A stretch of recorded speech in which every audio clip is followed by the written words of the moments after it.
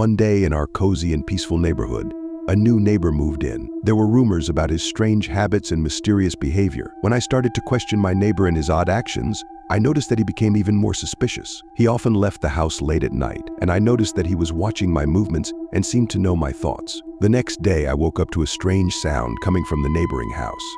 Peeking out the window, I saw him dragging a heavy bag into the backyard. I didn't think much of it at the time. And one day, as I stood by the window watching his house, I felt like I was being watched. Suddenly, he appeared right in front of my window, smiled at me, and slowly nodded his head, as if confirming his sinister presence. This incident made me realize that he had noticed my suspicions and was ready to take action. I felt like I was in danger and decided to be more cautious, but it didn't help.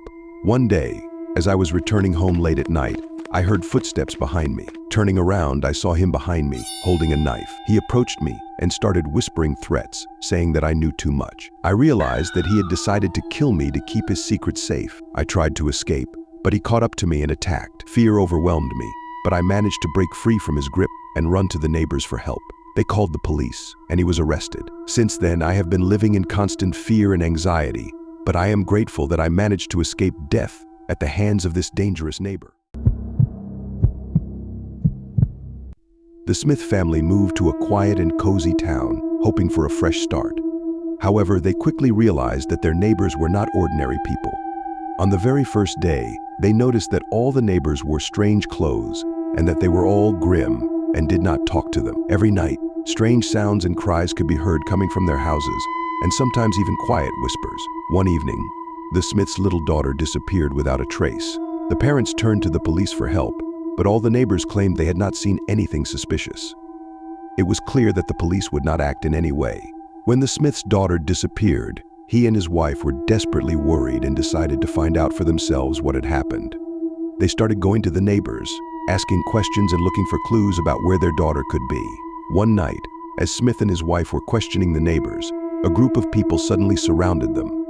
The neighbors who surrounded Mr. and Mrs. Smith were strange and mysterious individuals.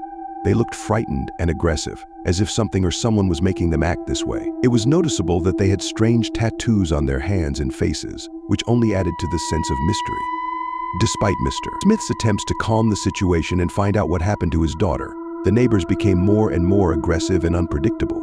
They began accusing the Smiths of various crimes and threatening them with physical violence. Suddenly, tension filled the air, and Mr. Smith realized that these neighbors were not just ordinary town residents. He felt that they were connected to something sinister and dark that lurked behind the ordinary facade of this place. As the neighbors approached the Smiths with threats and aggression, Mr. Smith decided to act quickly and decisively to protect his family. His self-defense skills helped him fend off the attack and escape from the trap into which the neighbors had cornered them. The daughter, whom Mr. and Mrs. Smith had been searching for so long, was found in the basement of one of the houses in the same town where they lived. When Mr. Smith found her there, he realized that it was the work of those strange neighbors who had surrounded them from the beginning. The girl was pale and frightened, but she was alive and relatively unharmed. Realizing that this town harbored many dangers and secrets, Mr. Smith decided that the best thing he could do for his family was to leave this place as soon as possible. He gathered his family, taking the girl with them, and left the town behind, leaving behind dark mysteries and threats that surrounded them. Now that they have left this town, Mr. Smith and his family hope to start a new life elsewhere, far from the shadows of the past and the dangers that awaited them in this strange town. Little Emily was home alone as her parents had gone to a party. They had asked her to be careful and not open the door to strangers. They also left her a phone so she could contact them in case of emergency. One evening, as a storm was brewing outside, Emily heard a knock on the door. Thinking it was probably a courier or neighbors, she went to open it. However, standing outside was a strange man in a black cloak with a hood over his head. His eyes were oddly empty and meaningless in the darkness. "You're special, little girl," he whispered, making Emily tremble in fear. "I must save you." Frightened and puzzled, Emily tried to close the door, but the man easily forced his way in, slamming the door shut behind him.